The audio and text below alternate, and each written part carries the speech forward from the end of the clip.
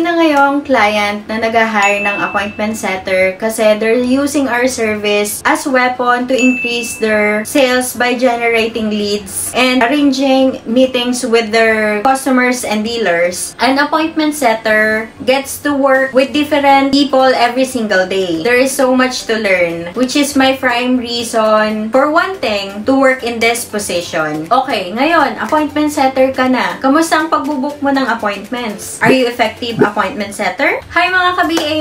This is Claire and welcome to my work from home story kung saan nagsishare tayo ng tips, ideas, and experiences about online home-based job. Kung bago ka pa lang dito sa ating channel at gusto mong magtrabaho into online home-based job, please consider subscribing and click the bell button para ma-notify ka kaagad if we have new video upload. As an appointment setter, you are responsible for contacting leads over the phone to generate appointments. So, mga tatawagan mo dito is simply the person who shows interest in your product or dun sa service na ino-offer nyo. At make sure sila yung decision makers or sila yung authorized to make decisions. Working as appointment setter can be a lot of pressure. If you're not setting an appointment, of course, company productivity suffers. Kaya the best way to become an effective appointment setter is by preparing yourself in advance. So if you wanted to know how to be an effective appointment setter, so keep on watching.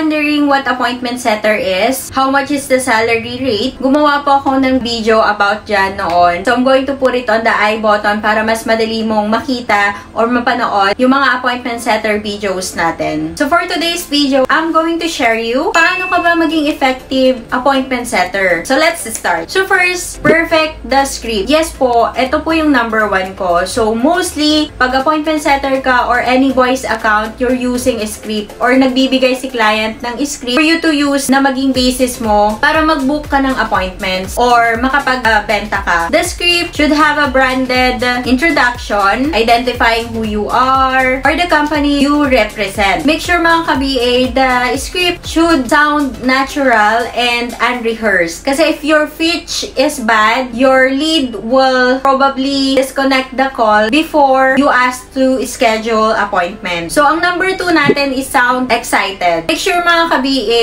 na when you spill your script, sound excited about the product or service you are offering. Kasi if you are exciting to listen to, your lead may not be as quick to hang up the telephone. It is easy to speak fast when you're nervous and trying to get through your script. So, focus on speaking slowly and clearly. So, ang number 3 natin mga ka-BA is listen to your lead. May mga gatekeepers na when you call them, nagsasabi na sila ng name nila. Kaya napaka-importante na you listen to your leads instead of focusing on completing your script. On listening, you can pick up on cues na nagpapahiwatig na gusto nila yung product or service na ino-offer mo. Once the leads throws out a cue, don't continue the scripted speech. Instead, ask to set an appointment to further discuss his needs. Kasi if you continue the pitch, you may talk yourself out of an appointment. So, ang number 4 natin mga ka-BA is learn how to handle objections. The best way to handle the objection is to be prepared for it. So, rehearse rebuttals for every possible objection. Ang ginagawa ko mga ka-BA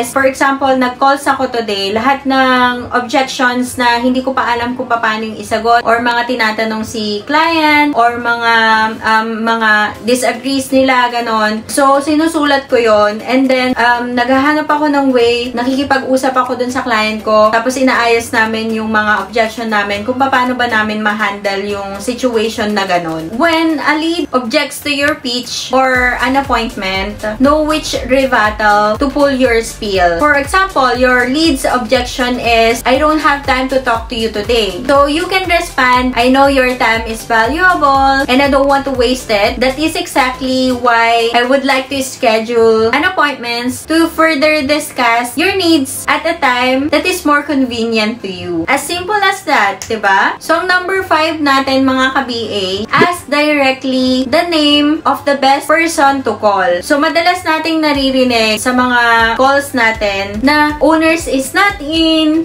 they're busy, ganyan, diba? So, it's your chance to get their name kasi magagamit mo yan the next day. Lalo na when you call them back. Kasi when you call them back, so you will going to look directly to the person. So, hindi ka na magsasabi na, I'm looking for the person who I should speak with. Hindi na ganon. So, magdadirect ka na dun sa person kung sino yung ibubuk mo. At malaki yung chances mo na may trust na sa'yo si gatekeepers or yung sasagot ng phone. Kasi kilala mo na directly kung sino yung kakausapin mo. And then, ang number 6 natin, mga ka-BA, is remind customer of his appointment. Kasi importante matawagan mo sila hours before their scheduled appointments to remind them. Kasi may mga customers din talaga nakakalimot. Sometimes, andun na yung account managers mo or yung client mo, tapos biglang wala pala sila. Tapos nakalimutan nila yung appointment nila. So, napaka-importante na bago pumunta yung client mo dun sa ibubuk mong appointment or nabook appointment, make sure na tawagan mo sila na na-remind mo yung customers na meron silang book ng appointment that day.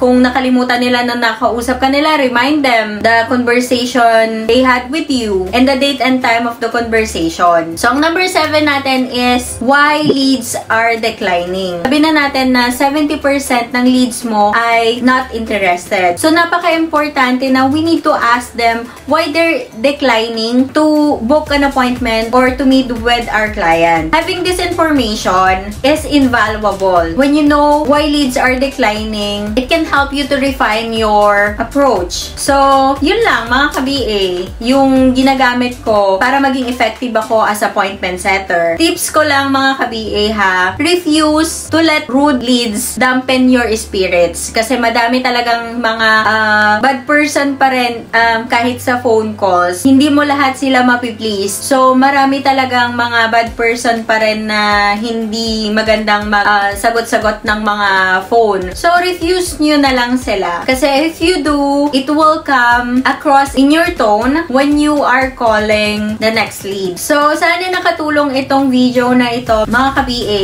to help you to take your game to the next level. If you have a question and suggestion, feel free to comment below and I'm happy to help you. Thanks for watching mga ka-BA. Until my next video. Bye!